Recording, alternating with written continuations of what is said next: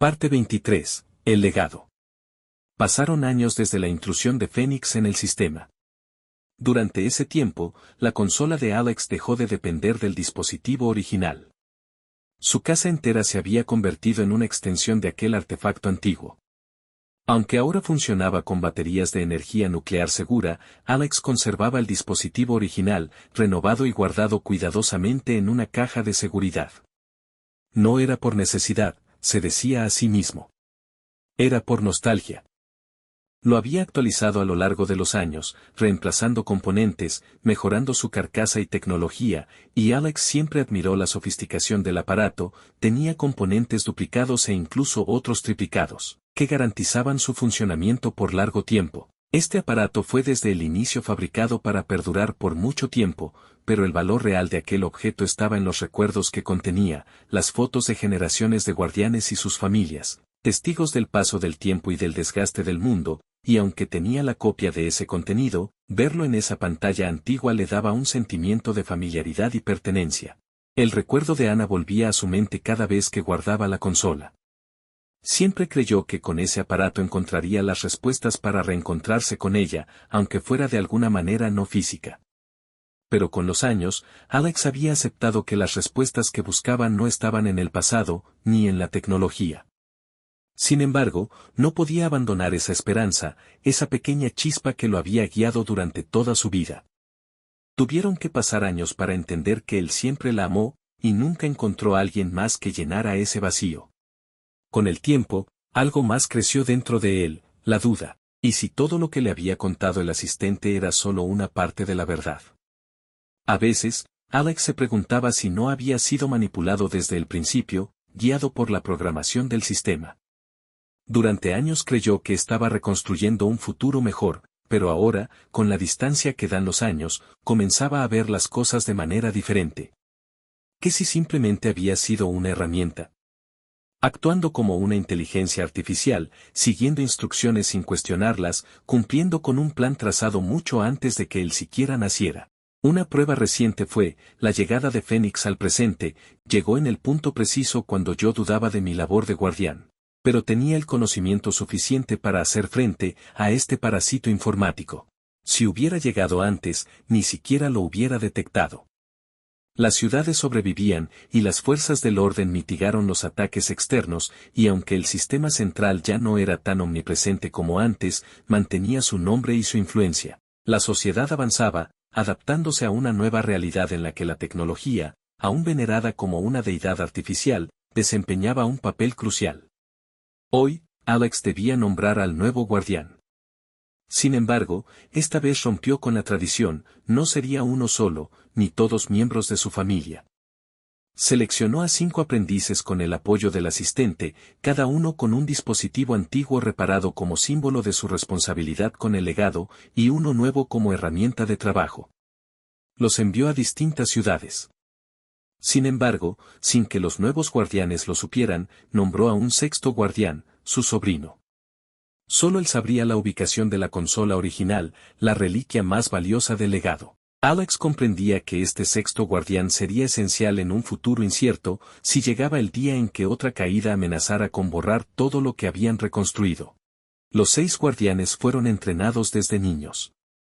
Eran 3 hombres y 3 mujeres, entregados por sus familias bajo la tutoría de Alex, a petición del sistema central.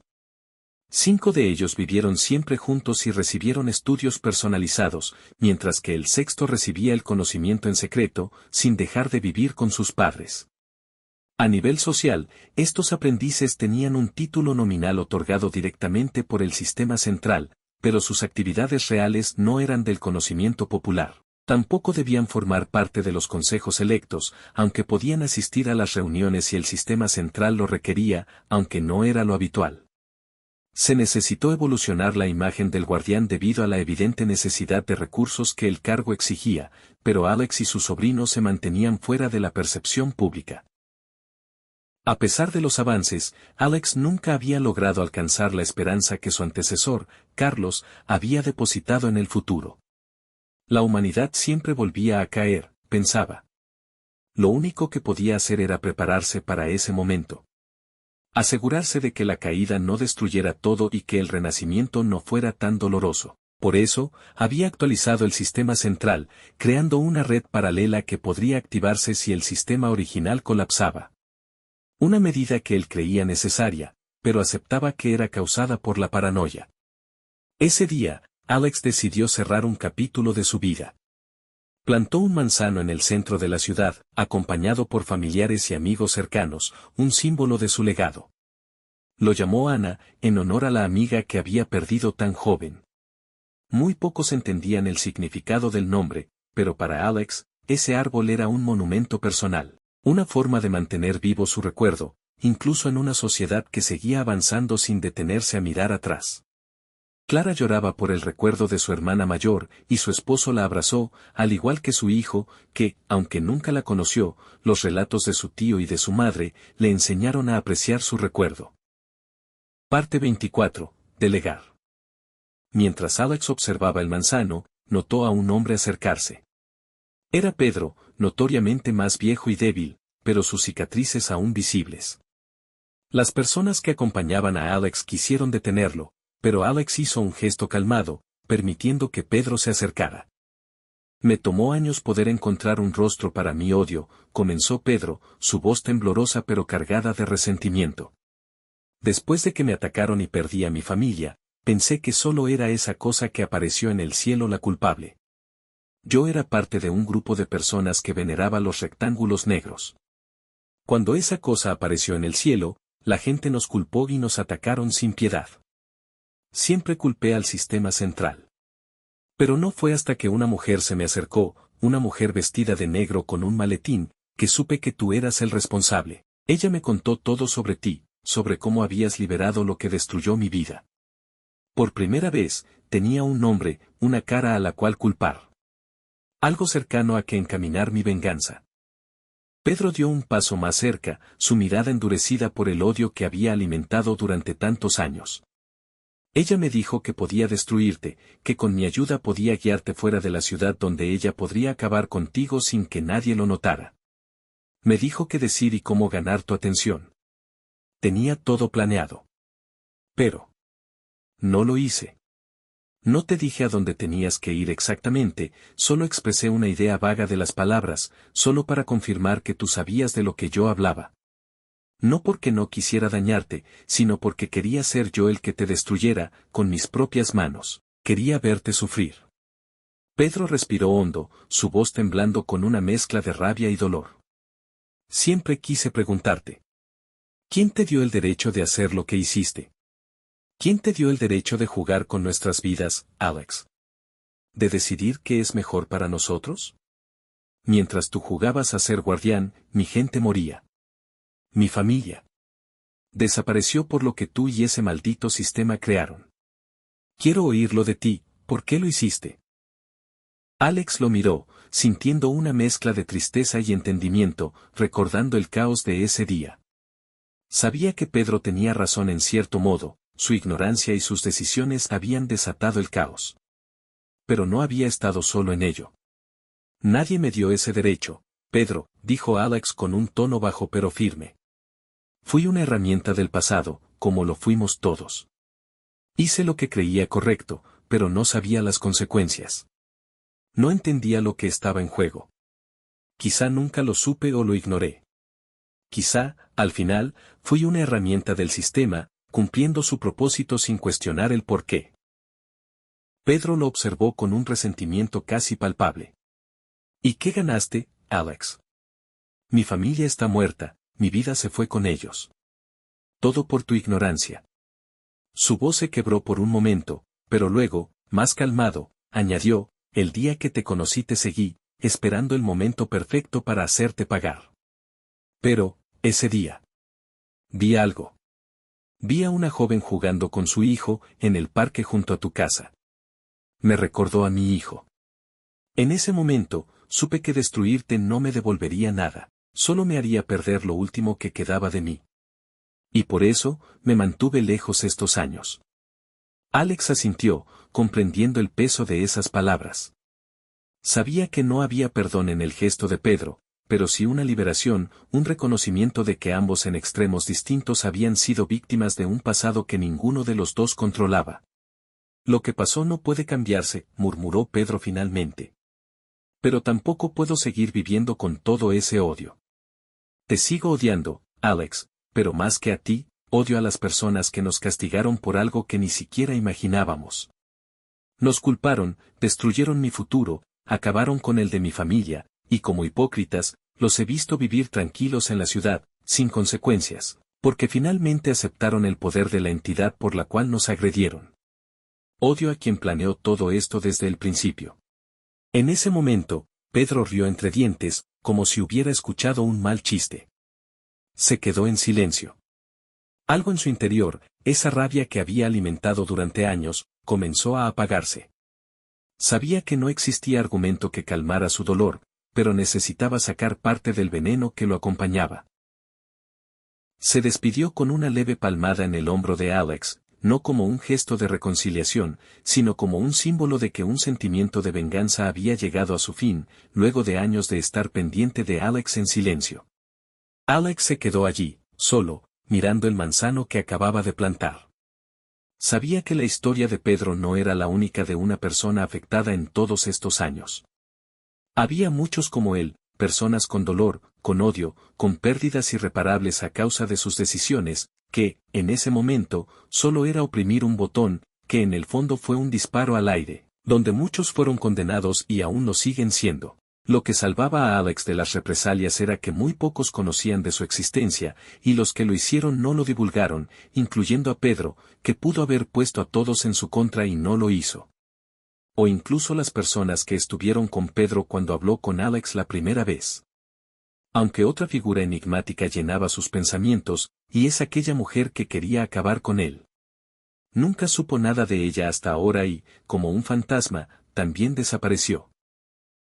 Alex se sentó, abrumado por una revelación que no había enfrentado hasta ese momento, verse a sí mismo como el villano de la historia. Siempre había sabido que sus decisiones tenían consecuencias, pero hasta ahora esas consecuencias se sentían lejanas, casi irreales, amortiguadas por el ruido de lo nuevo. Nunca había escuchado el dolor de alguien que lo señalara directamente como el causante. Ahora, por primera vez, ese peso lo aplastaba.